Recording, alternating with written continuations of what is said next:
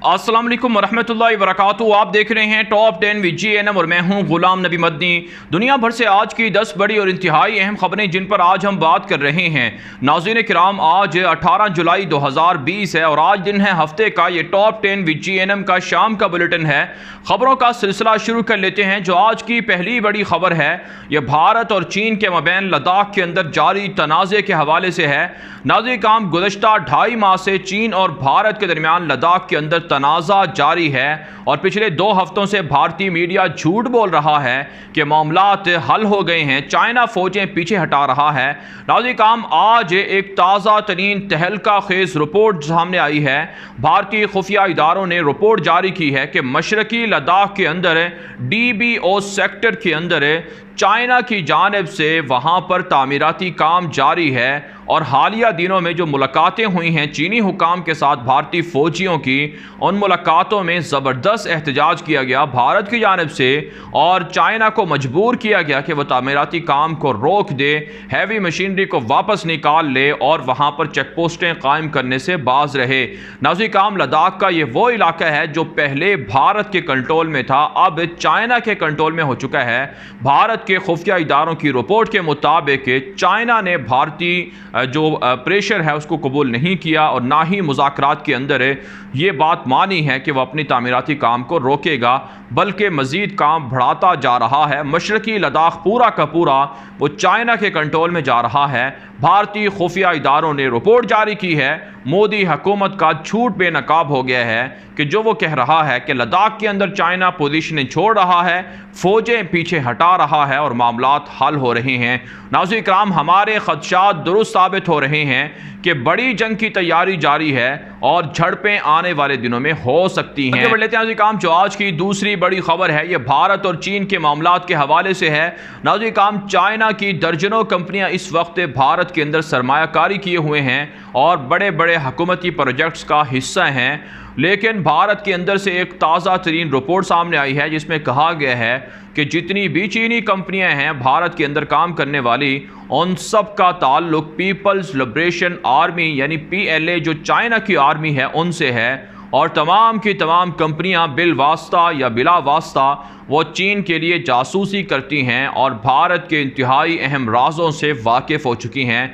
अरबों रुपए की सरमायाकारी चाइनीज़ कंपनियां भारत में किए हुए हैं। इन एग्रीमेंट्स को फ़ौरन ख़त्म करके चीनी कंपनियों को भारत से निकाल दिया जाए, यह ताज़ा तरीन रिपोर्ट सामने आई है। आप जानते हैं 60 के करीब मोबाइल ऐप्स को पहले ही बंद कर दिया गया है क्योंकि उनका ताल्लुक चीन से था।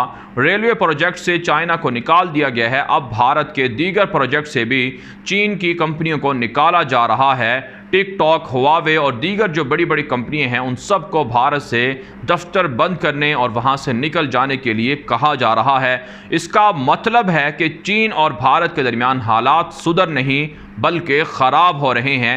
चाइना इसके रद्द अमल में भारत के खिलाफ बड़ा ऑपरेशन कर सकता है और भारत को ख़तरा है कि 8 रियासतें उनकी छीनेंगी और चाइना कब्ज़ा करेगा, इसलिए वो चाइना के ख़िलाफ़ ये इक़दाम उठा रहा है और आने वाले दिनों में सफारती ताल्लुकात भी ख़त्म हो सकते हैं। आगे बढ़ लेते हैं नाज़रीन किराम, जो आज की तीसरी बड़ी खबर है ये भारत के अंदर अवाम की बदहाली के हवाले से है।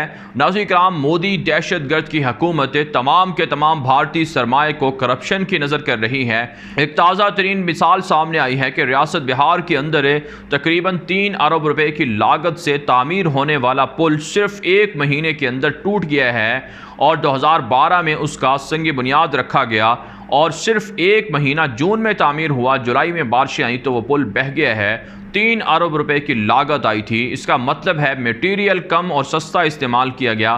3 अरब रुपए की बजाय वो चंद करोड़ रुपए में बनाया गया और वो भी तबाह बर्बाद हो गया। अवाम सरापा एहतजाज है। मुख्तलिफ शहरों के अंदर कोरोना वायरस से इस कदर तेज़ी से फैल रहा है कि लोगों की जॉब्स नहीं हैं, बेरोज़गारी है, गुर्बत है और माशी बदहाली इस कदर उरूज पर है कि वहाँ लोग पत्ते खाने, घास खाने और इसी तरह से मुर्दार जानवर खाने पर मजबूर हो चुके हैं। और मोदी दहशतगर्द की हुकूमत सारा पैसा और सरमाया इसराइल, रूस, अमरीका से हथियारों की ख़रीदारी में सर्फ कर रहा है ताकि मकबूजा कश्मीर, पाकिस्तान पाकिस्तान और चाइना के खिलाफ इस्तेमाल किया जाए। इससे आप समझ सकते हैं कि मोदी ने भारत को कितना बर्बाद कर दिया है। आगे बढ़ लेते हैं काम, जो आज की चौथी बड़ी खबर है, यह तुर्कों के खिलाफ अरबों की जंग के हवाले से है। नाज़रीन काम, सऊदी अरब के नायब वज़ीर दिफा जो सऊदी वली अहद मोहम्मद बिन सलमान के भाई हैं, शहजादा खालिद बिन सलमान, उन्होंने मिस्र के वज़ीर दिफा से फ़ोन पर रब्ता किया है और अरबों के खिलाफ तुर्कों की पेशकदमी को रोकने के लिए बड़ी जंग की तैयारी और मुश्तरका तौर पर लड़ने पर इत्तिफाक किया गया है। लीबिया के अंदर तुर्क फौजों के खिलाफ मिस्र के डिक्टेटर अब्दुल फत्ताह सीसी ने फौजें दाखिल करने का ऐलान किया है। इस पर सऊदी अरब ने मिस्र को कहा है कि वह उनके साथ खड़ा हुआ है, उनकी हिमायत करेगा और जहां कहीं ज़रूरत पेश आई और तुर्की के खिलाफ मिस्र के साथ है। नाज़रीन काम, आप जानते हैं इराक़ के अंदर, शाम के अंदर और लीबिया के अंदर मुसलमानों की मदद के लिए तुर्क फ़ौजें मौजूद हैं, लेकिन अरब बिलखुसूस UAE, सऊदी अरब, मिस्र ये तुर्की के ख़िलाफ़ महाज़े जंग खोले हुए हैं। मुसलमानों को चाहिए कि वह आपस में इख्तलाफात को भुलाएं, इसराइल और यहूदियों की साजिशों को पूरा ना होने दें और आपस के इख्तलाफात को ख़त्म करके एक हो जाएं। तुर्क हों या अरब हों, ये सब मुसलमान हैं, इनको अपने ताल्लुकात बेहतर करने चाहिए। आगे बढ़ लेते हैं काम, जो आज की पाँचवीं बड़ी खबर है, ये सऊदी अरब और तुर्की के ताल्लुकात के हवाले से है। नाज़रीन काम, सऊदी अरब की मशहूर गाड़ियों की आलमी कंपनी है, उन्होंने आज अपने ट्विटर अकाउंट पर तुर्की की एक मशहूर मस्जिद है जो इस वक्त इस्तांबुल के अंदर वाक़ है, जिसका नाम है सुल्तान अहमद पर रखा गया है, उसकी तस्वीर शेयर की है। साथ में कुरानी आयत अल-यौम अकमलतु लकुम दीनकुम व अतममतु अलैकुम निअमती व रज़ीतु लकुमुल इस्लाम दीना। कुरान पाक की आयत भी साथ में ट्विटर अकाउंट पर शेयर की इस मस्जिद की तस्वीर के साथ है। और शायद इस कंपनी के ट्विटर अकाउंट वाले जिस बंदे ने भी ये ट्वीट शेयर की है, उसका हदफ और मकसद था कि तुर्की की खूबसूरत मस्जिद के ज़रिए से इस्लाम के एक तरह से इस्लाम के रोशन चेहरे को उजागर किया जाए। लेकिन सऊदी अरब के अंदर इस तस्वीर के नशर करने पर इतना एहतजाज हुआ कि कंपनी को माफ़ी मांगनी पड़ी और ये कहना पड़ा कि वह अपने खादिमुल हरमैन शरीफैन मोहम्मद वहाँ जो किंग सलमान हैं और उनके वली अहद उन पर वह एतमाद करते हैं और उनकी बैत करते हैं वगैरह वगैरह। तो इस पर नाज़रीन काम अल जज़ीरा और दीगर बड़े बड़े न्यूज़ चैनल्स पर खबर छपी है कि देखें कि तुर्की के बारे में एक मस्जिद की तस्वीर जिसमें कुरान पाक की आयत लिखी हुई है, उसके नशर करने पर सऊदी अरब से इतना प्रेशर बढ़ा कि तुर्की की हिमायत एक सऊदी अरब के अंदर मौजूद कंपनी कैसे कर रही है। नाज़रीन कराम, इतनी नफ़रत, इतना तासुब मुसलमानों के बीच में नहीं होना चाहिए। अल्लाह के रसूल सल्लल्लाहु अलैहि वसल्लम दुनिया के अंदर इसी असबियत को ख़त्म करने के लिए आए थे, लेकिन आज अरब और अजम के दरमियान तुर्क और अरब आपस में एक दूसरे के खिलाफ इतनी असबियत ना बढ़ाएं। हालांकि ये सारा का सारा अरबों की जानिब से ऐसा किया जा रहा है और तुर्की अरबों के साथ ताल्लुकात बेहतर करने का ख्वाह है, लेकिन मामलात बिगड़ते जा रहे हैं। यहूदियों की ख्वाहिश है कि पहले शाम के अंदर जंग भड़का कर तुर्की को काउंटर किया जाए, कमज़ोर तोड़ा जाए, लेकिन वो नहीं हुआ तो उर्दगान के खिलाफ बगावत खड़ी कर दी गई, वो कामयाब नहीं हुई। तो अब अरबों को तुर्कों के साथ लड़ाया जा रहा है, जो एक तरह से इंतहाई अफसोसनाक बात है। आगे बढ़ लेते हैं काम, जो आज की छठी बड़ी खबर है ये ईरान से है। ईरान के सदर हसन रूहानी ने एक ताज़ा तरीन बयान में कहा है कि तकरीबन 2.5 करोड़ के लगभग लोग ईरान के अंदर कोरोना से मुतासर हो चुके हैं और आने वाले दिनों में मज़ीद 3.5 करोड़ लोग मुतासर हो चुके हैं। जबकि ईरान के सरकारी अदाद-ओ-शुमार बताते हैं जो उनके डॉक्टरों की तरफ से कि 2.3 लाख के करीब लोग मुतासर हुए हैं और 14,000 अमवात हुई हैं ईरानी सदर हसन रूहानी के मुताबिक। और मुख्तलिफ शहरों में बड़े पैमाने पर मज़ीद कर्फ्यू और लॉकडाउन लगाना पड़ेगा, ईरान के सदर हसन रूहानी ने कहा है। जबकि नाज़रीन काम, आप जानते हैं मुहर्रमुल हराम भी आ रहा है, लोग दुनिया भर से ज़ियारत के लिए ईरान जाते हैं। ऐसे में पाकिस्तान से भी लोग जाएंगे तो हुकूमत पाकिस्तान को गौर करना चाहिए कि कोरोना वबा की वजह से वहाँ ईरान जाने वाले ज़ायरीन का देखभाल कैसे हो, उनको जाने दिया जाए या ना जाने दिया जाए। इस हवाले से हुकूमत गौर व फिक्र भी कर रही है, लेकिन माहिरीन का मानना है कि कोरोना वबा दुनिया के अंदर काफ़ी अरसे तक रह सकती है। आगे बढ़ लेते हैं काम, जो आज की 8वीं बड़ी खबर है ये तुर्की से है। तुर्की की जानिब से ऐलान किया गया है कि शुमाली शाम के अंदर कुछ बागियों के खिलाफ ऑपरेशन में 6 कुछ बागियों को गिरफ्तार कर लिया गया है। भारी साजो सामान भी कब्जे में लिया गया है, साथ साथ कई ठिकाने भी तबाह कर दिए गए हैं। तुर्क फौजें शुमाली इराक के अंदर भी कामयाब कार्रवाइयाँ कुर्दों के खिलाफ कर रही हैं।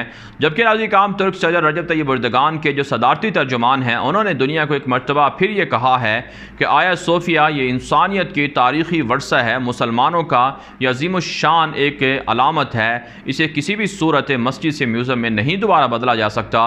साथ साथ उन्होंने कहा है कि ईसाईयत के ज़माने की जो मशहूर पेंटिंग्स हैं, तस्वीर हैं या नवादिरात हैं, उनको ख़त्म तुर्की नहीं करेगा, बल्कि नमाज़ों के दौरान उन पर कपड़ा डाल दिया जाएगा या फिर उनको छुपाने का सिलसिला जारी है, क्योंकि तस्वीर या पेंटिंग्स वगैरह के होते हुए नमाजें नहीं होती।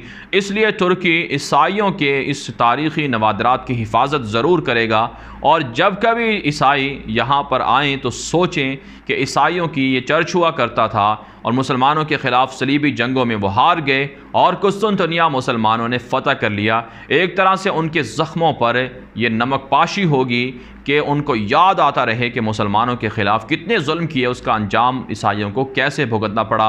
आगे बढ़ लेते हैं जी काम। जो आज की 8वीं बड़ी ख़बर है ये अमेरिका से है। अमेरिका खला के अंदर फ़ौजी अड्डा बना रहा है और खला के अंदर खुफिया फ़ौजी अड्डे बनाने का मकसद दुनिया पर बालादस्ती कायम करना है।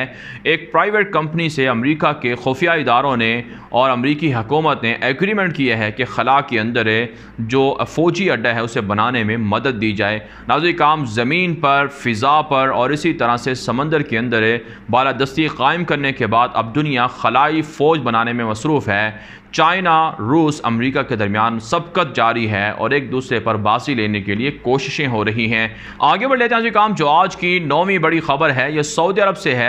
सऊदी अरब के शहर रियाद के अंदर G20 ममालिक के वज़राए ख़जाना का वर्चुअल इजलास हुआ है। इसमें दुनिया की इकॉनमी के हवाले से गौर व फिक्र किया गया है। कोरोना वबा के बाद दुनिया की इकॉनमी मुतासर हुई है, कैसे इसको दोबारा से स्टेबल किया जाए, कैसे इसको प्रमोट किया जाए, कैसे दुनिया के मुख्तलिफ ममालिक माशी चैलेंजेस से निमट सकते हैं, इस पर बातचीत की गई है। इसके अलावा नाज़रीन काम रवां साल G20 ममालिक की सरबराही सऊदी अरब कर रहा है, इसलिए वहाँ पर तैयारियाँ भी ज़ोरों शोर से जारी हैं। जबकि यूरोपीय ममालिक का भी आज एक समिट हुआ है, इजलास हुआ है, जिसमें 27 के करीब यूरोपीय ममालिक ने जो कोरोना वबा की वजह से फंडिंग है उस हवाले से गौर व फिक्र किया है, लेकिन किसी नतीजे पर नहीं पहुँचे। कहा जाता है यूरोप टूट फूट का शिकार है, इस कदर इख्तलाफात यूरोप में बढ़ चुके हैं।